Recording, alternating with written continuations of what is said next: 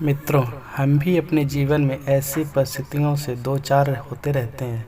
कई बार किसी कार्य को करने के पूर्व या किसी समस्या के सामने आने पर करने से पूर्व भी हमारा आत्मविश्वास डगमगा जाता है और हम प्रयास किए बिना ही हार मान लेते हैं। कई बार हम एक एक दो प्रयास में असफलता मिलने पर आगे प्रयास करना छोड़ देते हैं, जबकि हो सकता है कि कुछ प्रयास और करने और कार्य को पूर्ण हो जाता है या समस्या का समाधान हो जाता है। यदि जीवन में सफलता प्राप्त करनी है, विफल होने पर भी तब तक प्रयास करना नहीं छोड़ना चाहिए जब तक असफलता नहीं मिल जाती। क्या पता जिस प्रयास के करने के पूर्व हम हाथ खींच लें, वही हमारा अंतिम प्रयास हो और उसमें हमें कामयाबी प्राप्त हो जाए। एक समय की बात है, एक राज्य में एक प्रतापी राजा राज्य करता था। एक दिन उसके दरबार में एक विदेशी आगंतुक आया और उसने राजा को एक सुंदर पत्थर उपहार स्वरूप प्रदान किया।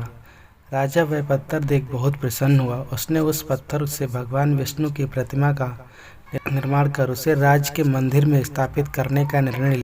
महामंत्री को सौंप दिया। महामंत्री गांव के सर्वश्रेष्ठ मूर्ति के पास गए और उसे वह पत्थर देते हुए बोला, महाराज, मंदिर में भगवान विष्णु की प्रतिमा स्थापित करना चाहता हूँ। 7 दिवस के भीतर इस पत्थर से भगवान विष्णु की प्रतिमा तैयार कर राजमहल पहुंचा देना। इसके लिए तुम्हें 40 स्वर्ण मुद्राएं दी जाएंगी। 40 स्वर्ण मुद्राओं की बात सुनकर मूर्तिकार खुश हो गया और मंत्री के जाने के उपरांत प्रतिमा का निर्माण कार्य प्रारंभ करने के उद्देश्य से वह अपने औजार निकाल लिए। अपने औजार में से उसने एक हथौड़ा लिया और पत्थर तोड़ने के लिए उस पर हथौड़े से वार करने लगा, किंतु पत्थर जैसा का तैसा रहा। मूर्तिकार ने हथौड़े से कई बार पत्थर पर किए, किंतु पत्थर नहीं टूटा। 50 बार प्रयास करने के उपरांत मूर्तिकार ने अंतिम बार प्रयास करने के उद्देश्य से हथौड़ा उठाया, किंतु यह सोचकर हथौड़ा पर प्रहार करने से पूर्व ही उसने हाथ खींच लिया कि वह बार करने के लिए पत्थर नहीं टूटा तो अब क्या टूटेगा। वह पत्थर लेकर वापस महामंत्री के पास गया और उसने